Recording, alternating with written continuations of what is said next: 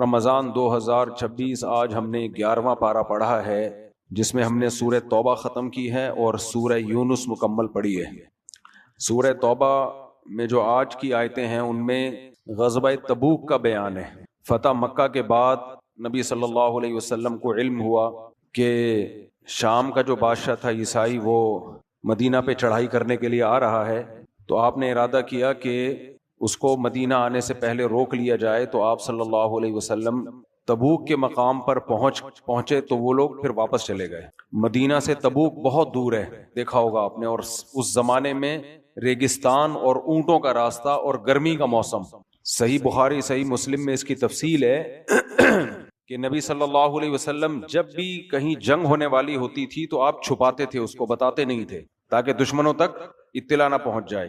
لیکن غزوہ تبوک میں آپ صلی اللہ علیہ وسلم نے پہلے بتا دیا سب کو، کیونکہ اس میں تیاری بہت کرنی تھی اور بہت مشکل لڑائی تھی یہ۔ تو اس میں بہت سارے لوگ بڑی آزمائشوں میں پڑے، اور جو منافق لوگ تھے انہوں نے بڑے بہانے کیے، کیونکہ ان پہ یہ لڑائی بہت زیادہ شاق گزر رہی تھی۔ یہ تھا کہ یہ تو بہت ہی مشکل لڑائی ہے۔ تو 3 صحابی تھے، حضرت کعب ابن مالک، مرارہ ابن ربیع اور ہلال ابن امیہ الثقفی رضی اللہ عنہم۔ یہ 3 مخلص صحابی تھے، لیکن یہ بھی رہ گئے جنگ میں پیچھے، کیونکہ کعب ابن مالک کہتے ہیں میرے کھجوروں کے پکنے کا وقت تھا، باغ پہ پورے سال محنت کی تھی اور اب پھل کھانے کا ٹائم ہے، اور میں نے یہ بھی سوچا کہ میں کسی جنگ میں نبی سے کبھی پیچھے نہیں رہا، ہر جنگ میں لڑا ہوں، میں نبی کے ساتھ رہا ہوں، تو اگر ایک لڑائی میں نہیں گیا تو کیا ہو گیا۔ لیکن یہ لڑائی اتنی سخت تھی کہ قرآن نے کہا انفروا خفافا وثقالا، ہلکے ہو یا بوجھل ہو ہر حال میں نکلو اللہ کی راہ میں۔ تو یہ جو اسلام ہم تک پہنچا ہے نا، یہ گنڈیریاں کھا کے اور جلیبیاں کھا کے نہیں پہنچا۔ تو اسلام کو پہنچانے میں بھی محنت اور اسلام کی بقا میں بھی محنت، ہر فیلڈ میں مسلمان آگے بڑھے گا، اپنے دفاع میں بھی، سائنس میں بھی، ٹیکنالوجی میں بھی، تب جا کے اسلام کو دنیا میں غلبہ ملے گا۔ تو اسباب اختیار کرنا بہت ضروری ہے، بار بار میں بیانات میں یہ بات لے کر آتا ہوں۔ آج دیندار لوگ جو ہیں وہ اسباب نہیں اختیار کرتے اور اسباب سے نظر ہٹاتے ہیں۔ کامیابی کے جو دنیا میں اسباب ہیں وہ اختیار کرنے پڑیں گے آپ کو، اس کے بعد پھر اللہ کی مدد آئے گی۔ دیکھو نبی کو جب اطلاع ملی تو آپ صلی اللہ علیہ وسلم نے یہ نہیں سوچا کہ اب ہم کیا لڑتے ہی رہیں گے، ابھی مکہ فتح ہوا اور یہ لڑائی ہوئی، ابھی چھوڑو بیٹھ جاتے ہیں آرام سے۔ نہیں بھائی، ہم نے تو لڑنا ہے، اب تو مدینہ پہ حملہ ہو جائے گا، اور دشمن بہت طاقتور تھا اور جانا بہت دور۔ آپ میپ پہ سرچ کر لیں، میرا خیال ہے بائی روڈ ٹھیک ٹھاک لمبا سفر ہے مدینہ سے تبوک کا، سعودیہ کے دوسرے کنارے پر ہے تبوک۔ تو منافقین نے بڑے بہانے تراشے، نبی ان کو کچھ نہیں کہتے تھے، وہ آتے تھے میرا یہ مسئلہ ہے، میرا یہ مسئلہ ہے، آپ خاموشی اختیار کرتے۔ خیر آپ لڑائی میں چلے گئے، تو جب وہاں تبوک کے مقام پہ پہنچے تو آپ کو خیال آیا کہ کعب ابن مالک تو بڑے مخلص ہیں، ما فعل کعب ابن مالک، کعب ابن مالک کو کیا ہو گیا، وہ کیوں نہیں آئے؟ تو ایک صحابی نے عرض کیا یا رسول اللہ حبسہ برداہ والنظر فی عطفی، یا رسول اللہ اب ان کے پاس پیسہ آ گیا ہے اور دائیں بائیں دولت کے ڈھیر لگ گئے ہیں، اس چیز نے ان کو اللہ کے راستے میں نکلنے سے روک دیا، یعنی باغ واغ کٹ رہے ہیں اور پیسہ ویسا بہت آ گیا ہے، دائیں بائیں پیسہ ہے، تو اب تھوڑی قربانی دی جا سکتی ہے۔ تو دوسرے صحابی نے کہا بئس ما قلت ما وجدنا علیہ الا خیرا یا رسول اللہ۔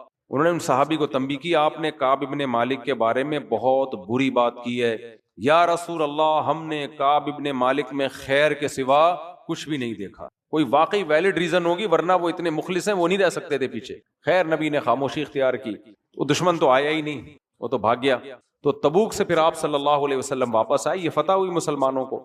جب آپ واپس آئے مدینہ طیبہ میں تو آپ مسجد نبی میں تشریف فرما تھے، لوگ ملاقاتوں کے لیے آتے اور منافقین آتے اور جھوٹی جھوٹی قسمیں اٹھا کے کہتے واللہ یہ ہو گیا، اللہ کی قسم، خدا کی قسم، اور آپ صلی اللہ علیہ وسلم ان کے ظاہر کو قبول کر دیتے، وَوَكَّلَ سَرَائِرَهُمْ إِلَى اللَّهِ، اور اندر ان کے کیا ہے یہ کس کے حوالے کر دیتے؟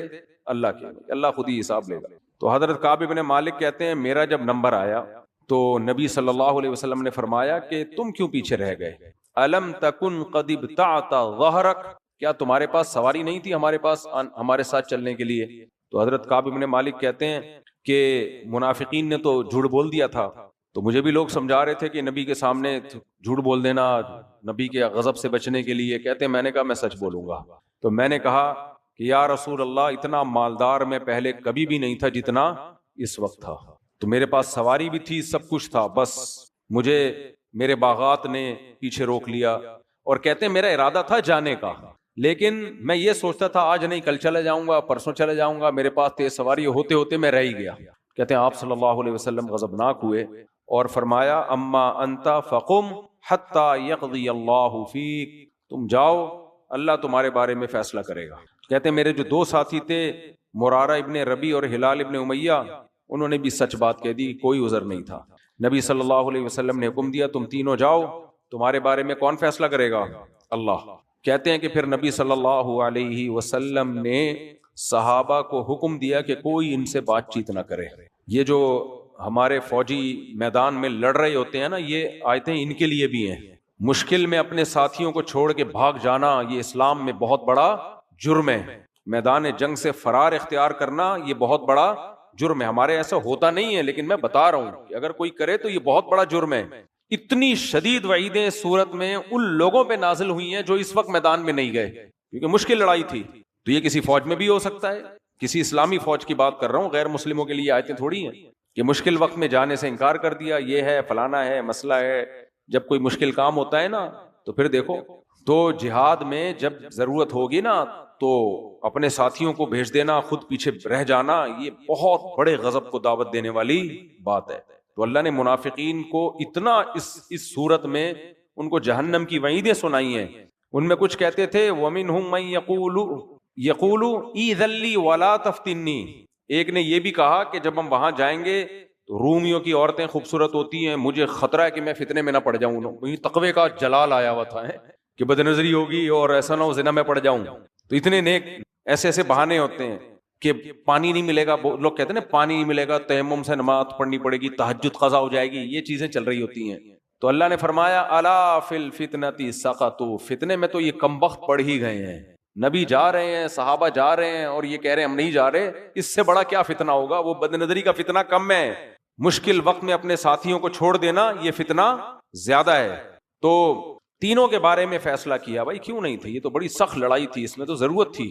تو آپ صلی اللہ علیہ وسلم نے فرمایا کہ اللہ فیصلہ کرے گا، اور اللہ کا فیصلہ کیا ہوا کہ ان کا بائیکاٹ کر دیا جائے. کہتے ہیں سب نے بات چیت کرنا چھوڑ دی. کہتے ہیں وہ جو میرے دو ساتھی تھے، اچھا نبی نے ہماری بیویوں کو بھی حکم دیا تم بھی اپنے شوہروں سے دور ہو جاؤ، زوجہ کو بھی اجازت نہیں تھی اپنے شوہر کے ساتھ رہنے کی. کہتے ہیں وہ جو میرے دو ساتھی تھے ہلال ابن امیہ اور مرارہ ابن ربی، ان کی ازواج نبی کے پاس آئیں کہ ہمارے شوہر ان کی عمر زیادہ ہے، ہم اگر انہیں چھوڑ کے اپنے ماں باپ کے گھر چلے جائیں گے تو ان کی کیئر کرنے والا، ان کی حفاظت کرنے والا کوئی بھی نہیں ہے. تو نبی نے پھر ان کو اتنی اجازت دے دی کہ خدمت کے لیے گھر میں رہ سکتی ہے. کہتے ہیں میں جوان تھا، مجھے تو یہ بھی کہتے ہوئے شرم آ رہی تھی کہ اپنی بیوی کو بولوں کہ تم جا کے نبی سے پوچھو، تو مجھے تو شرم آ رہی تھی. تو میری بیگم بھی کہاں چلی گئی؟ وہ بھی اپنے والدین کے. کہتے ہیں تو اب سب نے بات چیت اور کلام ختم کر دیا. کہہ رہے ہیں ایسا لگ رہا تھا جیسے قرآن نے بیان کیا ہے. قرآن نے بیان کیا حتی اذا ضاقت علیہم الارض بما رحبت، زمین ان پر اپنی کشادگی کے باوجود تنگ ہو گئی. کہتے ہیں جیل خانہ لگنے لگی تھی زمین. اسی حالت میں کئی دن گزر گئے. کہتے ہیں میں سلام کرتا تو سلام کا جواب نہ دیا جاتا، یہاں تک کہ نبی صلی اللہ علیہ وسلم اگر مجھے دیکھ بھی رہے ہوتے تھے تو میں آپ کی طرف نظر کرتا تو آپ چہرہ انور کو پھیر لیا کرتے. اب دیکھو حضرت کعب ابن مالک کا شمار بڑے خاندانی لوگوں میں اور سرداروں میں ہوتا تھا، تو کس قدر دیکھنے میں ذلت کی بات ہے نا. یہ ہمیشہ قربانی دیو، ایک دفعہ رہ گئے ہو اور اتنا سخت قسم کا بائیکاٹ، 30-40 دن اسی حال میں گزر گئے. تو کہتے ہیں مجھے خوف یہ تھا کہ اگر میری موت واقع ہو گئی، نبی اسی طرح ناراض رہے گے تو میرا بنے گا کیا. تو ایسے موقع پہ آپ کو بتایا کہ جو دشمن ہیں وہ فائدہ اٹھانے کی کوشش کرتے ہیں. کہہ رہے میں مدینہ کے بازار میں چل رہا تھا کہ اچانک مجھے ندا سنائی دی، میں یدل علی کعب ابن مالک. کوئی غیر مسلم بادشاہ تھا، روم کا یا فارس کا، مجھے ابھی پورا یاد نہیں ہے، یہ واقعہ پڑھے ہوئے بھی بہت ٹائم ہو گیا.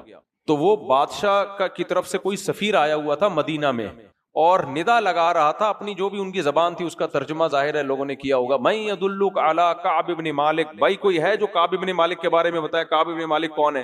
کہتے ہیں لوگ صرف انگلی سے اشارہ کر رہے تھے، نام بھی نہیں لے رہے تھے میرا کہ وہ ہیں. کہہ رہے وہ میرے پاس آیا، اس نے مجھے بادشاہ کا خط دیا. کہتے ہیں میں نے وہ خط پڑھا تو اس میں لکھا ہوا تھا ہمیں پتا چلا ہے کہ تمہارے ساتھیوں نے تمہارے ساتھ ناانصافی کی، تمہارے ساتھ ظلم ہو رہا ہے، تمہارا بائیکاٹ کیا جا رہا ہے، تم عزت دار آدمی ہو، عزت کے قابل ہو، اگر تمہیں یہاں عزت نہیں مل رہی ہے آؤ ہمارے پاس، ہم تمہیں اچھا ٹھکانہ دیں گے۔ ایسا ہوتا ہے کہ نہیں ہوتا؟ ایسے موقع پہ شیطان ورغلاتا ہے کہ ابے ہمارے لوگوں نے تو ہمیں ویلیو دی نہیں ہے، ہم تو کر کر کے تھک گئے ان کے لیے، ایک دفعہ ہم پیچھے رہ گئے تھے اور غلطی ہے ہم نے سچ بول دیا، ہم بھی جھوٹ بولتے تو، اور وہ جھوٹے پھر بھی رہے ہو، مکار جو منافق ہیں، وہ ناشتے گاتے پھر رہے ہو جو جھوٹی قسمیں اٹھا کے آئے ہیں، ان کا کوئی بائیکاٹ نہیں ہو رہا۔ کس قدر شیطان کو موقع ملے گا نا ورغلانے کا۔ لیکن صحابہ کا حوصلہ چھوٹا نہیں تھا، بہت بڑا حوصلہ تھا۔ حضرت کعب ابن مالک نا آخر عمر میں نابینا ہو گئے تھے، تو اس وقت یہ واقعہ اپنے بیٹے کو سنا رہے تھے، اور انہوں نے پھر یہ محدثین نے ان سے لیا یہ واقعہ۔ تو کہتے ہیں کہ میں نے پھر کیا ہوا، میں نے کہا کہ جہاں میرے پر ایک آزمائش آئی تھی نا غزوہ تبوک میں پیچھے رہ گیا تھا، یہ اللہ نے دوبارہ مجھے آزمایا ہے۔ تو کہتے ہیں میں نے وہ خط پھاڑ کے جلا دیا، اس کو ٹھینگا دکھا دیا کہ نکل یہاں سے۔ تو کہتے ہیں 50 دن اس طرح گزر گئے، 50 دن، اور کہتے ہیں میری وہ حالت ہو گئی جو قرآن نے بیان کی، حتی اذا ضاقت علیہم الارض بما رحبت وظنوا اللہ ملجا من اللہ الا الیہ، ان کو یقین ہو گیا اب اللہ کا در کھٹکھٹائے بغیر کچھ بھی حاصل نہیں ہو سکتا، لوگوں سے امید مت لگاؤ، اللہ ہی کر سکتا ہے کچھ۔ کہتے ہیں 50 دن گزرنے کے بعد، اچھا جو دو باقی صحابی تھے نا ان کی ازواج نے نبی کو یہ بھی بتایا، نبی نے فرمایا نا کہ اپنے شوہروں کو چھوڑ دو، تو انہوں نے کہا کہ وہ بوڑھے ہیں، تو آپ نے فرمایا ٹھیک ہے پھر میاں بیوی کا تعلق نہ ہو جو ہم بستری ہوتی ہے۔ تو انہوں نے کہا یا رسول اللہ جب سے ان کو سزا ملی ہے انہیں کسی چیز میں کوئی دلچسپی نہیں ہے سوائے رونے کے، یعنی ان پہ اتنا شاک گزر رہا ہے، ایسا غم کا پہاڑ ٹوٹا ہے کہ رونے کے علاوہ ان کا کوئی کام نہیں ہے۔ تو کہتے ہیں کعب بن مالک کہ 50 دن جب گزرے تو میں نے اپنے گھر کی چھت پہ فجر کی نماز پڑھی، دور ہوگا شاید مسجد سے گھر، تو کہتے ہیں مجھے ایک پکارنے والے کی پکار سنائی دی، مسجد نبوی سے اس نے پکارا، سلا پہاڑ پہ چڑھ کے وہاں سے تھوڑا سا دور، اور زور سے آواز آئی یا کعب ابن مالک ابشر، بس یہ جملہ، اے کعب ابن مالک مبارک ہو، صحیح ہے نا، خوشخبری قبول کرو، مبارک ہو۔ کہتے ہیں میں سمجھ گیا کہ اللہ نے میری توبہ قبول کر لی ہے۔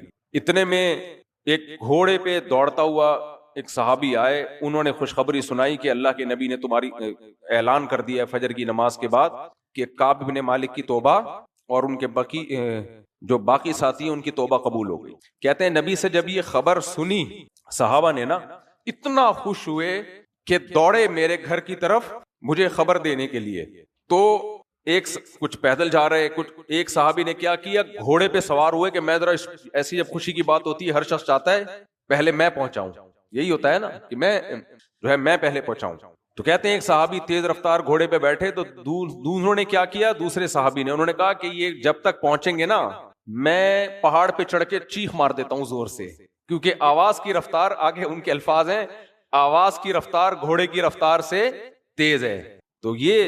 تو وہ پہاڑ پہ چڑھ کے انہوں نے زور سے چیخ مار دی کہ بھئی یہ جب تک گھوڑے میں پہنچیں گے نا میری آواز پہلے پہنچ جائے گی۔ تو کہتے ہیں میں اتنا خوش ہوا، میرے پاس کچھ بھی نہیں تھا اس وقت، یعنی اس وقت فی الحال، ویسے تو مالدار تھے، تو ایک جوڑا تھا جو میں نے ان کو، جو خوشخبری دینے والے کو گفٹ دے دیا۔ یہ بھی صحابہ کی سنت ہے کہ آپ کو کوئی اچھی خبر دینا کہ آپ کی بیوی میکے چلی گئی ہے، اس طرح کی کوئی خبر دے تو اسے کوئی گفٹ دینا اچھی بات ہوتی ہے کہ یار تم نے ہمیں خوش کیا کہ چلو۔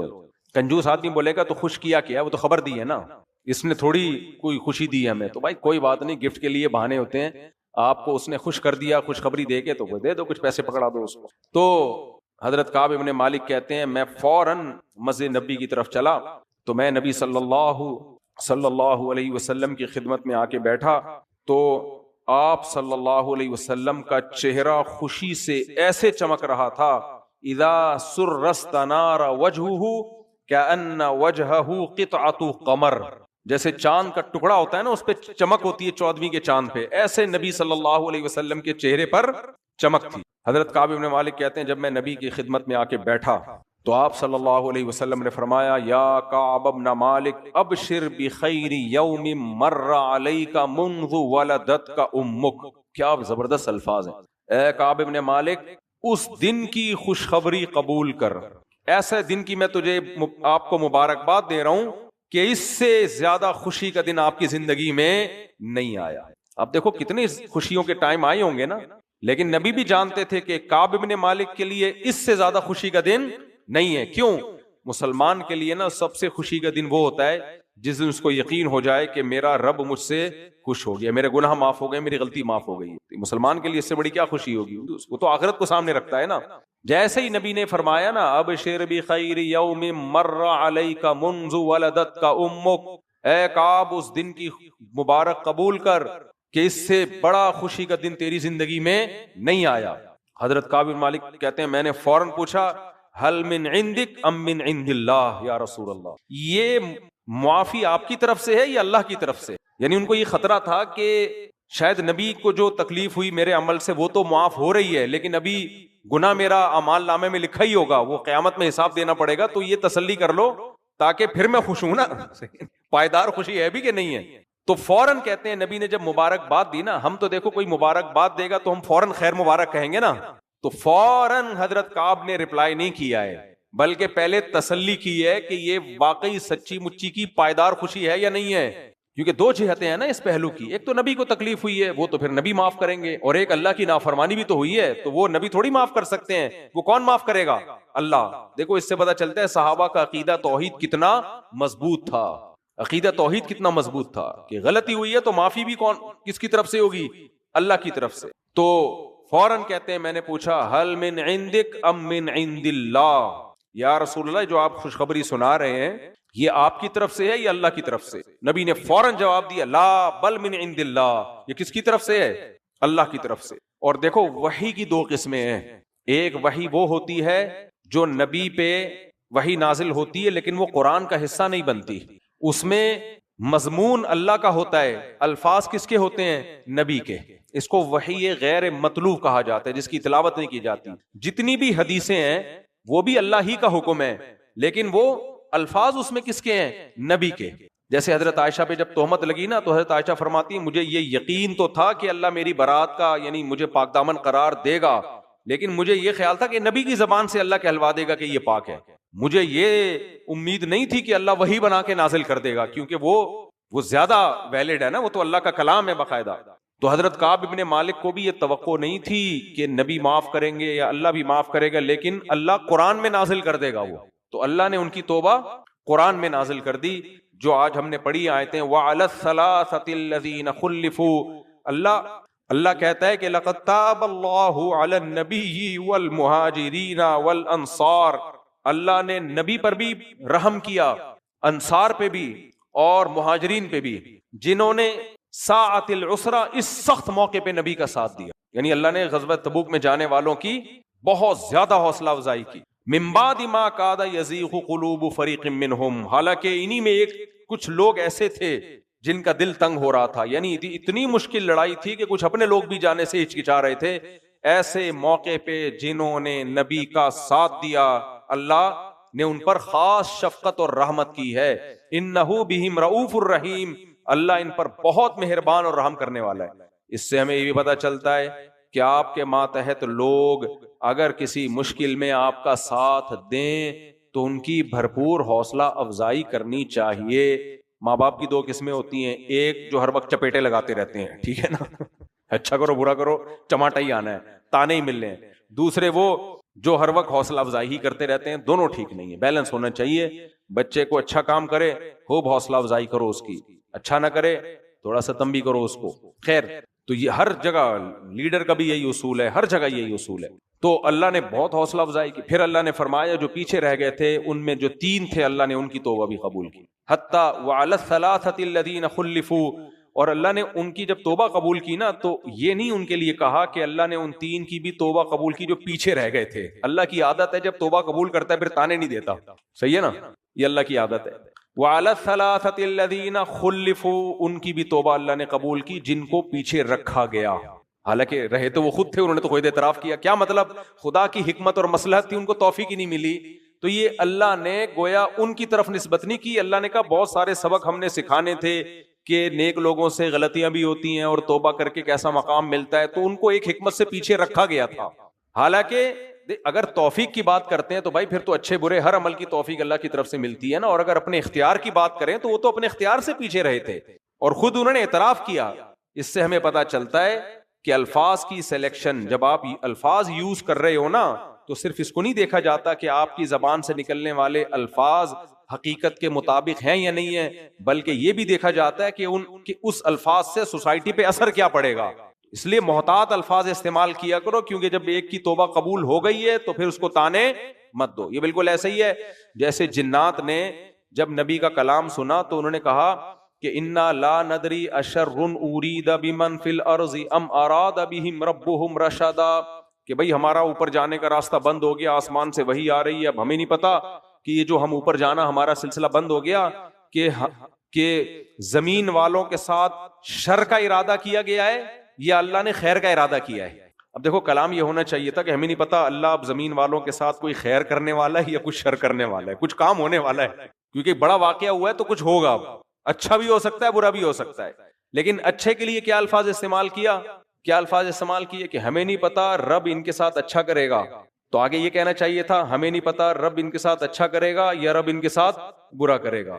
لیکن جنات میں کتنی تمیز ہے, آپ دیکھو آج کل انسانوں میں یہ تمیز نہیں ہے. جنات یا پھر یہ کہتے ہمیں نہیں پتا انسانوں کے ساتھ اچھا ہوگا یا برا ہوگا, نہ, بالکل کلام چینج ہے. کہہ رہے ہیں ہمیں نہیں پتا انسانوں کے ساتھ اچھا اللہ اچھا کرے گا یا ان کے ساتھ برائی یا ان کے ساتھ برا ہونے کا فیصلہ ہو چکا ہے. یعنی برائی کی نسبت اللہ کی طرف نہیں کر رہے. نہیں آئی سمجھنے بات بھائی؟ اچھا کرتا برا کرتا یعنی شر دیتا وہ بھی کون دیتا؟ اللہ. لیکن جنات کو بھی اتنی تمیز ہے اسلام لانے کے بعد کہ برائی کی نسبت اللہ کی طرف نہیں کی جائے گی, اچھائی کی نسبت اللہ کی طرف کی جائے گی. اس کی ایک اور بڑی پیاری مثال ہے.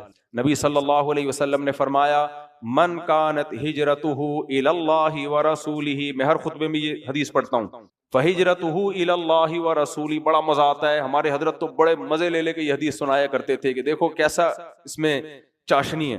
نبی نے فرمایا جس نے ہجرت کی اللہ اور اس کے رسول کی طرف یعنی ان کی رضا کے لیے, فہجرتہ الی اللہ ورسولہ, تو اس کی ہجرت اللہ اور رسول ہی کی طرف کہلائے گی.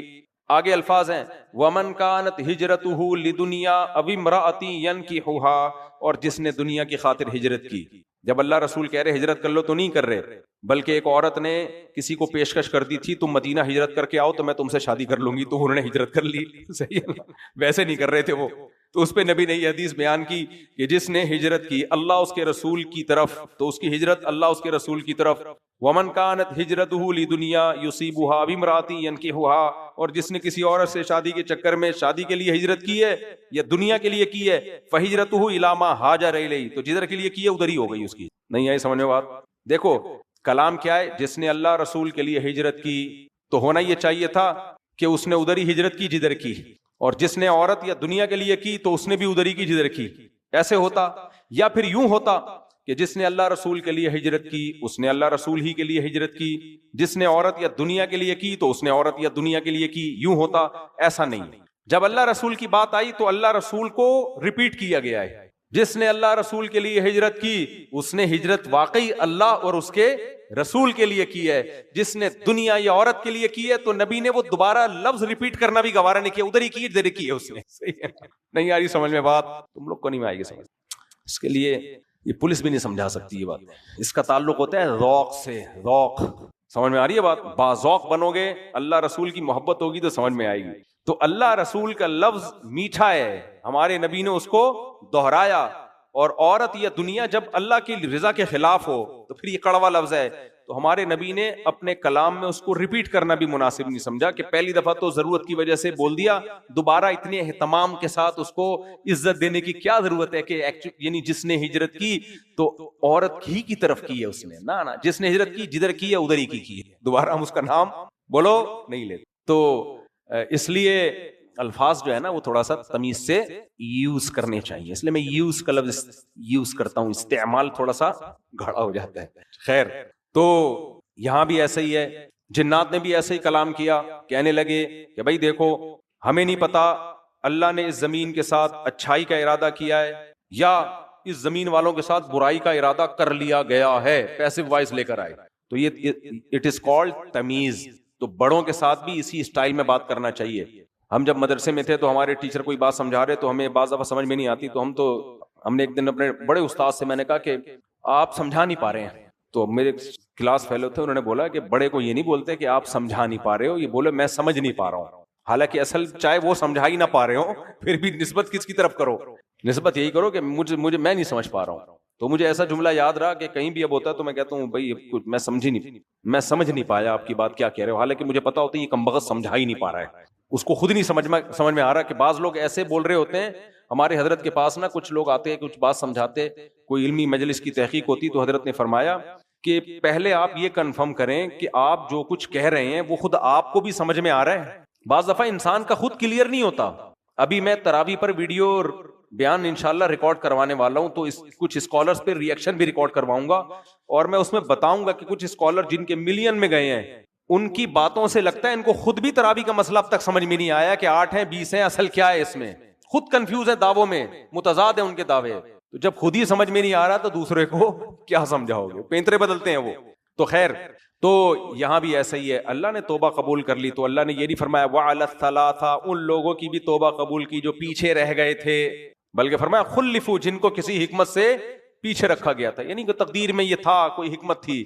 تو حَتَّى إِذَا ضَاقَتْ عَلَيْهِمُ الْأَرْضُ بِمَا رَحُبَتْ، یہاں تک کہ جس زمین ان پر تنگ ہو گئی تو وَضَاقَتْ عَلَيْهِمْ أَنفُسُهُمْ، خود اپنی جانیں انہیں بوجھ لگنے لگی، اپنی جان ان کو بوجھ لگنے لگی.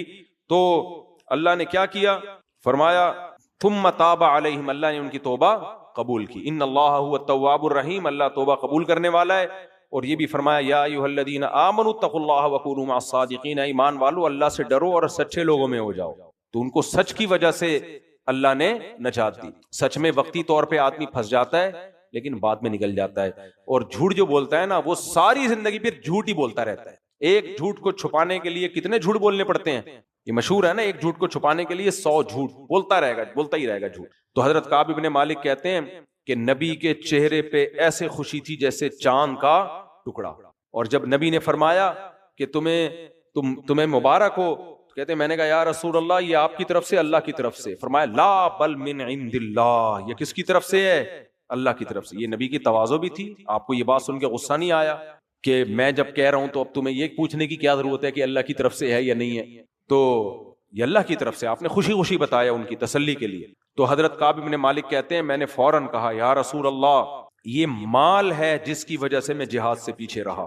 وَإِنَّ مِن تَوْبَتِي أَنْ أَنْخَلِعَ مِن مَالِي صَدَقَةً إِلَى اللَّهِ وَرَسُولِهِ، میری توبہ کی اب تکمیل یہ ہے، کمپلیٹ توبہ میں اس کو مانوں گا کہ سارا مال یہ اللہ کے راستے میں صدقہ، یہ آپ کے حوالے ہے.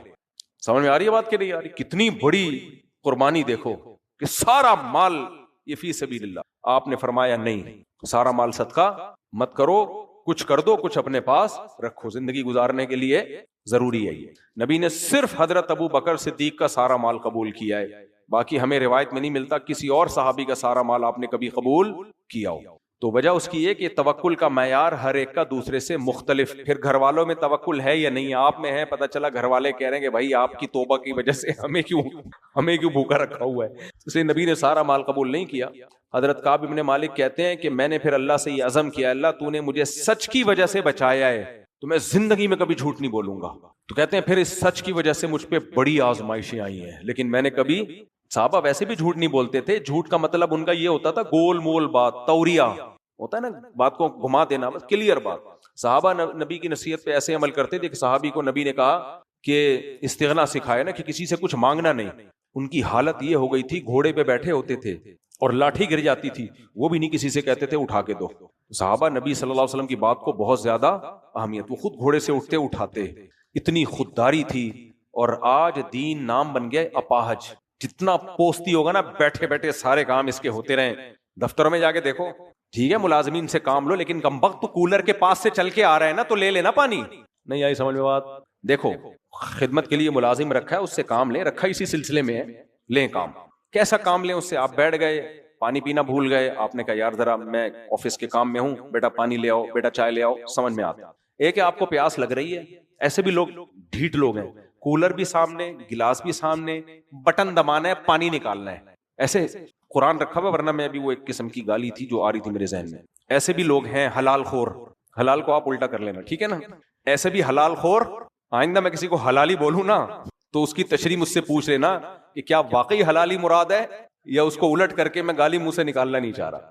تو وہ حلالی پن جو آیا تھا نا، جب سے کیا حلالی پن لگایا ہوا ہے، اس وقت سے پھر میں نے یہ ٹرم ایجاد کی. تو وہ ایسا حلالی پن کرتے ہیں کہ کولر ہے، بٹن دبانا ہے، پانی نکالنا ہے، پیاس بھی لگ رہی ہے، نہیں، اٹھ کے جائیں گے، کرسی پہ بیٹھیں گے، پھر ملازم سے کہیں گے پانی لے کر آؤ. یہ بدتمیزی، یہ حلالی پن ہے. یہ کیا ہے؟ یہ اپاہج پن ہے. اتنا نہیں ہو، یہ ٹھیک نہیں. شوہر کے لیے بھی بیوی کو ایسے کہنا ٹھیک نہیں. آپ پانی کے پاس بیٹھے ہوئے ہو، پانی نکال کے پی جاؤ یار. نہیں پیے گا. میں نے ایسے میاں بھی دیکھے ہیں مارکیٹ میں، پانی سامنے رکھا ہے، پی لینا، ادھر جا کے بیٹھے گا، بیگم سے بولے گا پانی لے کر آؤ. اس طرح تو باندیوں کے ساتھ سلوک نہیں ہوتا بھائی.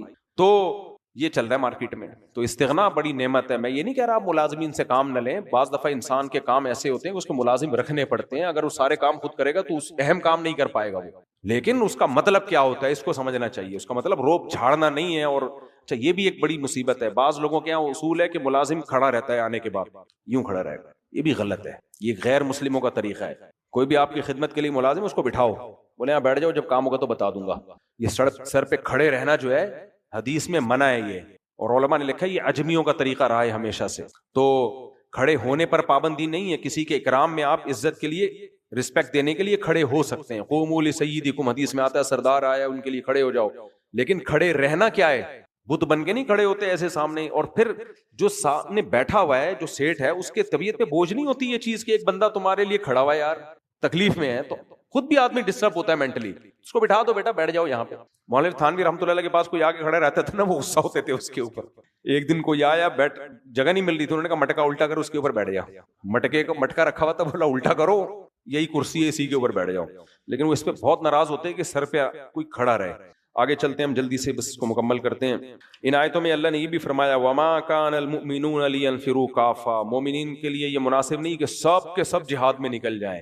پہلے تو کوئی باقاعدہ فوج نہیں تھی نا، تو سارے جا رہے ہوتے تھے. تو اللہ نے فرمایا کہ سب بھی نہیں، پیچھے بھی کام ہے. ہر طرح کے شعبے زندہ ہونا ضروری ہے. اب تو ملکوں کی فوجیں بن چکی ہیں. حضرت عمر رضی اللہ تعالیٰ عنہ کے دور سے باقاعدہ یہ منظم ہونا شروع ہو گیا تھا. تو اب تو فوجیں، اب تو ظاہر ہے اب فوج لڑتی ہے. لیکن اگر فوج کسی ملک میں ناکافی ہو جائے لڑائی کے لیے، کسی اسلامی ملک کی بات کر رہا ہوں، تو پھر عوام پہ بھی جہاد فرض ہو جاتا ہے. اور پتہ ہے جہاد ایک ایسی چیز ہے کہ جب فرض عین ہوتا ہے نا، تو حکومت پر واجب ہوتا ہے کہ اگر فوج کمزور پڑ رہی ہے تو جتنے جوان ہیں ان کو بھی لتر لگا کے بھیجے وہ بارڈر پہ. سمجھ رہے ہیں؟ اور ان کے لیے پیچھے رہنا جائز نہیں ہے. اور اگر وہ بھی کافی نہیں ہو رہے تو پھر عورت پہ بھی واجب ہو جاتا ہے کہ وہ بھی لڑے جا کے. فقہاء نے جہاد کے احکام بہت تفصیل سے بیان کیے کہ سب پہ واجب ہو جائے گا، جتنے بھی جوان ہیں، عوام پہ بھی واجب. اور حکومت پر یہ بھی واجب ہو جائے گا کہ اگر یہ کافی نہیں ہو رہے تو زبردستی بھیجے ان کو. تو ہلکی چیز نہیں ہے اپنے ملک کا دفاع اور قوم کا دفاع اور جو ہے اہل اسلام کا دفاع. یہ اتنی ہلکی چیز نہیں ہے کہ لڑو. آپ اب دیکھو ملک میں جب کوئی لڑائی شروع ہوتی ہے، لوگ فوجیوں کا مذاق اڑانا شروع کر دیتے ہیں، کچھ بدبخت لوگ. یہ بہت بڑا جرم ہے، یاد رکھو، بہت بڑا جرم ہے. ایسے موقع پہ جب جنگ ہو رہی ہو نا، جنگ، اس موقع پہ کوئی مذاق اڑائے نا اپنے فوجیوں کا. 100 اختلافات تو ہمیں بھی ہیں، میں بیان بھی کرتا رہتا ہوں. جنگ کے موقع پہ کوئی صحافی ایسی بات کر رہا ہے جس سے نیگیٹیوٹی پھیل رہی ہے، سمجھ لو یہ ملک کا غدار ہے. ایسے میں تو حق بھی چھپا لیا جاتا ہے. اس میں حق اور باطل نہیں دیکھا جاتا. اس میں یہ دیکھا جاتا ہے کہ کون سا ایسا کام ہے جس سے بارڈر میں لڑنے والے فوجیوں کے حوصلے پست ہوں گے. کوئی بھی ایسی بات کی جائے، ایسے میں حق بھی چھپا دیا جاتا ہے. اگر کسی کی غلطی ہے اس کو بھی پردہ ڈال دیا جائے گا. مثال کے طور پر کوئی کمانڈر میدان میں کھڑا ہوا فوجیوں کو حکم دے رہا ہے کہ آگے جاؤ، کوئی دوسرا آ کے بولتا ہے بھائی کمانڈر تو 2 نمبر آدمی ہے. یار اب کہنے کی کیا ضرورت ہے؟ اس کا مطلب یہ ہو کہ آپ امیر کی اطاعت، اس کے دل میں اس کا جذبہ کم کر رہے ہو، تو یہ تو ڈی موٹیویٹ ہوں گے، یار ہمیں 2 نمبر آدمی کی اطاعت ہم کر رہے ہیں. بھائی اس موقع پہ جب جنگ ہوتی ہے، ایمرجنسی ہوتی ہے، اس میں سب نے مل کے فوجیوں کا حوصلہ بڑھانا ہوتا ہے اور سب نے متحد ہو کے دشمن کا مقابلہ کرنا ہوتا ہے. چاہے سوشل میڈیا پہ کریں، چاہے میدان جنگ میں، بھائی سارے اختلافات ایک طرف، لیکن ہم اپنے ملک کے ساتھ ہیں. سوال ہی پیدا نہیں ہوتا کہ ہم جب انڈیا نے اٹیک کیا تھا تو بڑا اچھا ایک لوگوں میں جو مخالفین بھی تھے وہ بھی حامی ہونا شروع ہو گئے تھے، لیکن کچھ بدبخت ایسے خبیث تھے وہ آخری دن تک مخالفت کرتے رہے ہیں ہماری فورسز کی. خود ہی لڑیں، ہم تو نہیں لڑیں گے، انہی کا کیا کرتا ہے، اس طرح کی بکواسات کر رہے تھے. لیکن جب ادھر سے میزائل داغے گئے ہیں اور پاکستان کو فتح ہوئی ہے تو پھر آ گئے واپس پلٹ گئے نا. یہ منافقین کا یہی ہے، لا الہ ہؤلاء ولا الہ ہؤلاء. تو اس لیے میرے بھائی لڑائی میں جو ہے نا متحد ہو جایا کرو اور یہ کوشش کیا کرو یار ہمیں بھی موقع ملے بارڈر پہ جانے کا. ابھی جب مودی نے میزائل مارے تھے نا تو کئی لڑکوں کے فون آئے، مصعب ہمیں بھی لے کے جاؤ بارڈر پہ. میں کہتا یار میں خود کوشش کر رہا ہوں، ہم بھی 2-4 ٹھش پش کرنے جا کے کیا ہے، گولا آ گیا تو شہید ہو جائیں گے اور کیا ہے. سیدھا حدیث میں آتا ہے الجہاد مختصر طریق الجنہ، جنت کا سب سے شارٹ راستہ کون سا ہے؟ جہاد. ویسے ہمارے کون سے اتنے اچھے اعمال ہیں، وہاں لتر لگنے کا زیادہ خطرہ ہے ہم سب کو. تو سب سے آسان راستہ یہ ہے. تو بارڈر پہ لڑائی ہو، فوجی کمزور پڑ رہے ہو، ہر نوجوان کا جذبہ ہونا چاہیے مجھے بھیجو یار. لیکن اللہ کا شکر ہے جب یہ بنیاد مرصوص آپریشن ہوا تو بہت سے نوجوانوں کا جذبہ تھا، میرا اپنا بھی جذبہ تھا، لیکن کوئی لنک ہی نہیں مل رہا تھا کدھر سے جائیں. میں نے کہا یار مزہ نہیں آ رہا تھا، خدا کی قسم بستر پہ مزہ نہیں آ رہا تھا یار. ادھر جاؤ یار 2-4 میزائل تو داغو نہ، جا کے انگلی کٹا کے ہی شہیدوں میں نام لکھوا دو. تو ایسے موقع پہ یہ جذبہ ہونا چاہیے. یہ بےغیرت قسم کے جو صحافی بکواسات کر رہے ہیں نا، ان کی مت سنو. اس موقع پہ کچھ بےغیرت صحافی ہیں، وہ گند ہی ان کے منہ سے ہمیشہ گوں ہی نکلے گا. باقی جب جنگ ختم ہو جائے پھر لڑو آپس میں. وہ تو ہم لڑ رہے ہیں، اللہ کا بڑا فضل ہے، سیاسی لڑائیاں بھی ہوں گی وغیرہ وغیرہ بھی ہوگا، تو پھر لڑو آپس. دشمن کے سامنے کیا ہے ایک. اور یہ جو لڑائیاں ہو رہی ہیں نا، یہ ان لڑائیوں کے پیچھے اسرائیل اور انڈیا ہے. سمجھ میں آ رہی ہے بات؟ کیونکہ پاکستان ایک واحد ایٹامک طاقت رہ گئی ہے. وہ کبھی بھی سامنے سے آئے تو مار کھائی نا، تو اب دائیں بائیں سے آ رہے ہیں وہ. تو یہ اس لڑائی کو آپ یہ نہ سمجھو کہ یہ افضل جہاد نہیں ہے، یہ بہت بڑا جہاد ہے. کیونکہ یہ لڑائی جن سے ہو رہی ہے وہ اسرائیل اور اصل میں انڈیا کی لڑائی ہے. یہ وہ دونوں مل کے ہم سے لڑ رہے ہیں، کیونکہ پاکستان ایک واحد طاقت رہ گئی ہے. انہوں نے اس ملک کی واٹ لگانی ہے تاکہ کباب میں جو سب سے بڑی ہڈی ہے وہ سائیڈ پہ ہو جائے. تو اس لیے جذبہ پیدا کرو اپنے اندر. ایسے موقع پہ تو یہ تو متحد ہونے کا بہترین موقع ہے. خیر جلدی سے میں ختم کرتا ہوں درس کو. ساری آج جہاد کی آیتیں، اللہ نے اتنی آیتیں بیان کی ہیں ایسا زبردست. یا ایھا الذین آمنوا قاتلوا الذین یلونکم من الکفار ولیجدوا فیکم غلظہ. اللہ فرماتے ہیں جو کفار سے جب لڑائی کرو نا تو ان کو چاہیے تمہارے اندر سختی محسوس کریں. صحیح ہے نا؟ کیا محسوس کریں؟ جب لڑائی ہو تو ان کو لگے کہ غلط لوگوں سے ہمارا پالا پڑ گیا. وَاعْلَمُوا أَنَّ اللَّهَ مَعَ الْمُتَّقِينَ. اور جان لو اللہ پرہیزگار لوگوں کے ساتھ ہے.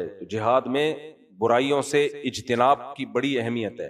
نماز کی پابندی، اللہ کا ذکر کثرت سے، ان سب چیزوں کا اہتمام کرنا چاہیے. پھر اس کے بعد ہم نے سورہ یونس پڑھی ہے. میں بس 5 منٹ درس دے کے ختم کرتا ہوں. سورہ یونس میں اللہ نے فرمایا اَكَانَ لِلنَّاسِ عَجَبًا أَنْ أَوْحَيْنَا إِلَىٰ رَجُلٍ مِّنْهُمْ أَنْ أَنذِرِ النَّاسَ. بڑا مزہ آتا ہے یہ سورت پڑھنے میں بھی. اللہ فرماتے ہیں لوگوں کو اس پہ تعجب ہو رہا ہے کہ ہم نے انہی میں سے کسی کو پیغمبر بنا دیا اور ان کے ذمے لگایا کہ لوگوں کو اللہ کے عذاب سے ڈرائیں. وَبَشِّرِ الَّذِينَ آمَنُوا. اور ایمان والوں کو خوشخبری سنا دیں کہ ان کے لیے اللہ کے پاس بہت اچھا ٹھکانہ ہے. پھر اللہ نے اپنی قدرت بیان کی. اللہ کہتے ہیں قَالَ الْكَافِرُونَ إِنَّ هَذَا لَسَاحِرٌ مُبِينٌ. بجائے اس کے کہ ان کی بات کو مانتے، کافر الٹا کہنے لگے معاذ اللہ یہ جادوگر ہیں. محمد صلی اللہ علیہ وسلم کیا ہیں؟ جادوگر. حالانکہ جادوگروں کے ایسے حالات نہیں ہوتے، ایسی پاکیزہ تعلیمات نہیں ہوتی. پھر اللہ کہتا ہے یہ کیسے جادوگر ہیں، ان کی تعلیمات تو دیکھو، یہ تمہیں خدا کی طرف بلا رہے ہیں. کون رب؟ ان ربکم اللہ الذی خلق السماوات والارض فی 6 ایام. جس نے 6 دنوں میں آسمانوں اور زمین کو پیدا کیا. یہ 6 دن یہ والے 6 دن مراد ہیں یا کوئی اللہ کے ہو سکتا ہے 6 ارب سال ہو اللہ کے 6 دن؟ تو اس کے بارے میں ہمیں قرآن و سنت میں تفصیل نہیں ملتی. لیکن قرآن نے پھر 6 دنوں کا تذکرہ کیوں کرتا ہے؟ اس لیے کہ تورات اور انجیل میں 6 دن ہیں تاکہ یہودیوں کو یقین آ جائے، مسیحیوں کو بھی، کہ یہ کتاب پچھلی کتابوں سے الگ نہیں ہے. اگر الگ مدت بیان کی ہوتی، وہ کہتے ہیں ہماری کتابوں میں کچھ اور، تو یہ اللہ کا کلام تو ہو نہیں سکتا کہ ہماری کتاب میں اللہ کوئی اور مدت بیان کر رہا ہے اور ادھر کوئی اور. باقی 6 دن سے کون سے 6 دن ہیں یہ اللہ ہی بہتر جانتا ہے. بھائی اللہ کی 6 دنوں سے کیا مراد ہے؟ یہی 6 دن بھی ہو سکتے ہیں، کچھ اور 6 دن بھی ہو سکتے ہیں، یہ اللہ ہی بہتر جانتا ہے. آخرت میں ہم اللہ میاں سے پوچھ لیں گے تو اللہ خود بتا دے گا. تو آگے اللہ تعالیٰ فرماتے ہیں ثم استوى على العرش يدبر الامر. معاملات کی تدبیریں کرتا ہے. اور هو الذي جعل الشمس ضياء والقمر نورا. سورج کو اس نے کیسا چمکتا ہوا بنایا، چاند کو اس نے نور بنایا. وقدرہ منازل. چاند کی منزلیں کیسی طے کر دی اس نے، کیسی خوبصورت کیلکولیشن ہے. گھٹتے گھٹتے کھجور کی ٹہنی کے برابر، پھر مارکیٹ سے شارٹ، پھر دوبارہ نمودار ہو کے ہوتے ہوتے پورا گول 29 30 فرمایا قدرہ منازل، اس کی منزلیں طے کر دیں، لتعلموا عدد السنین والحساب، تاکہ تمہیں سالوں کا حساب پتہ چل۔ یہ کیسے؟ آپ کہہ سکتے ہو یہ تو ہمیں شمسی کیلنڈر سے، دیکھو یہ جو سورج کا سال جب مکمل ہوتا ہے یہ تو بہت بعد میں ایجاد ہوا ہے نا، یہ تو ماہر فلکیات کی کیلکولیشن ہے۔ چاند ایک ایسا کیلنڈر ہے پوری دنیا میں، یعنی اس کو چینج نہیں کیا جا سکتا، پوری دنیا میں مسلم ہے، پوری دنیا اس کو دیکھ رہی ہوتی ہے کہ یہ اس سال کا کون سا چاند ہے، اور چاند کو دیکھ کے پتہ چل جاتا ہے آج تاریخ کیا ہے۔ تو چاند کی جو اوتھینٹسٹی ہے نا، جو اس پہ اعتماد ہے، وہ 100% ہے۔ یہ جو انگریزی سال ہے نا یہ بھی ٹھیک ہے، یہ اللہ، سورج بھی اللہ نے بنایا ہوا ہے، اس کی بھی اللہ نے منزلیں طے کی ہیں، لیکن اس میں صدیوں پہلے گھپلے ہوئے ہیں۔ یہ خود ماہر فلکیات جو اس تاریخ کے ماہر ہیں وہ بتاتے ہیں، کیونکہ یہ کیلکولیشن یہ ہر ایک کو نہیں پتا چل رہا ہوتا ہے نا دیکھ کے، تو اس میں جنوری کا مہینہ آگے کر دیا، فروری کا مہینہ آگے کر دیا، یہ دھاندلیاں ہوتی رہی ہیں۔ لہذا ہم جب کہتے ہیں نا سیدنا عیسیٰ ابن مریم کو جب سے آسمان پہ اٹھایا تھا اس وقت سے اس کی کیلکولیشن ہوتی ہے نا، تو ہم جب کہتے ہیں نا کہ حضرت عیسیٰ علیہ الصلوۃ والسلام کو آسمان پہ اٹھائے ہوئے 2025 سال ہو چکے ہیں، یہ 26واں سال ہے، تو اس میں یہ 100% یقینی طور پہ نہیں کہا جا سکتا، کیونکہ بیچ میں بادشاہوں نے اس میں گڑبڑیں کی ہیں، بہت زیادہ فرق نہیں ہے لیکن گڑبڑیں ہوئی ہیں۔ لیکن جب ہم کہتے ہیں کہ یہ 1447 ہجری ہے، نبی کو ہجرت کیے ہوئے 1447 سال ہو گئے، یہ اتنی رائٹ کیلکولیشن ہے کہ اس میں غلطی کا امکان ممکن ہی نہیں ہے، کیونکہ نبی نے جب ہجرت کی تھی اس کے بعد سے سب چاند دیکھ رہے ہیں، تو اس میں غلطی نہیں ہو سکتی نا۔ یہ ہو نہیں سکتا کہ محرم کو کوئی سفر کہہ دے، سفر کو کوئی محرم کہہ دے، کیونکہ تو نظر آ رہا ہے نا۔ تو اس لیے اللہ فرماتے ہیں ہم نے چاند کی منزلیں طے کر دی۔ آگے اللہ فرماتے ہیں ما خلق اللہ ذلک الا بالحق، اللہ نے یہ سب کچھ ناحق پیدا نہیں کیا، اس میں کوئی حکمت ہے۔ حکمت کیا ہے؟ تمہیں آزما رہا ہے کہ تم اس کا شکر ادا کرتے ہو کہ نہیں کرتے۔ پھر اللہ نے اپنی بہت قدرتیں، 2 آیتیں میں بس پڑھ کے درس ختم کرتا ہوں۔ اللہ فرماتے ہیں وَإِذَا مَسَّ الْإِنسَانَ الضُّرُّ دَعَانَا لِجَنبِهِ أَوْ قَاعِدًا أَوْ قَائِمًا، جب انسان کو مصیبت پہنچتی ہے تو پھر ہمیں یاد کرتا ہے، بیٹھے ہوئے بھی، لیٹے ہوئے بھی، چلتے ہوئے بھی اللہ اللہ کرتا رہے گا۔ اے اللہ ڈاکٹر نے کہہ دیا کہ مجھے کینسر ہے، مرنے والا ہوں، اے اللہ تو ہی بچائے گا۔ تکلیفوں میں ہوتا ہے تو کون یاد آتا ہے؟ اللہ۔ ملحد بیچارے اس سے محروم ہیں، وہ تکلیف میں بھی اللہ کو یاد نہیں کرتے۔ تو عام کافر تکلیف میں اللہ کو یاد کرتا ہے، چاہے وہ بھگوان کہہ دے، چاہے وہ گاڈ کہہ دے، کچھ بھی کہہ دے، لیکن جو کریٹر ہے اس کو یاد کرتا ہے۔ اللہ فرماتے ہیں فَلَمَّا كَشَفْنَا عَنْهُ ضُرَّهُ، جب ہم مصیبت کو دور کر دیتے ہیں، مَرَّ كَأَن لَّمْ يَدْعُنَا إِلَّا ضُرٍّ مَّسَّ، ایسے ہو جاتا ہے جیسے اس نے کبھی ہمیں پکارا ہی نہ ہو، بھول جاتا ہے۔ اللہ فرماتے ہیں، پھر اسی آیت کو اللہ نے دوسرے انداز سے بیان کیا، فرمایا جب تم سفر میں ہوتے ہو، اذا کنتم فی الفلک، کشتی میں، وجرین بہم بریح طیبۃ وفرحوا بها، آرام سے سفر ہو رہا ہوتا ہے، جاءتھا ریح عاصف، ایک طوفانی ہوائیں چلتی ہیں۔ پہلے زمانے میں تو پتہ ہی نہیں ہوتا تھا نا کب طوفان آ رہا ہے، اب تو پتہ چل جاتا ہے۔ کشتیاں طوفان میں لٹو کی طرح گھومتی تھی اور یقین ہو جاتا تھا اب مریں گے۔ تو کیا کہتے ہیں؟ اللہ فرماتے ہیں دعوا اللہ مخلصین لہ الدین، جتنے مشرک ہیں نا جو بتوں کو پکارتے ہیں، اور جو کوئی چوہے کو، کوئی سورج کو، کوئی آگ کو، سب عبادتیں ہو رہی ہیں، سب کچھ چھوڑ چھاڑ کے یہ سارے مشرک کس کو پکارتے ہیں؟ اللہ۔ ان کو پتا ہے ابھی چوہا کچھ نہیں کرنے والا، گائے ماتا ابھی فی الحال رپورٹ یہ ہے کہ وہ کچھ بھی نہیں کرے گی۔ ہمارے جو بھگوان، جو بت ہیں، جو پتھر کے بنے ہوئے بت، کچھ بھی نہیں کر سکتے۔ اللہ کہتے ہیں وہاں تمہارے دل سے اندر سے آواز آتی ہے، اے اللہ بچانے والا کون ہے؟ صرف تو۔ یہ عام کافروں کے بارے میں کہا ہے، لیکن جو مسلمانوں کا مشرک ہے نا وہ عام کافروں سے بڑا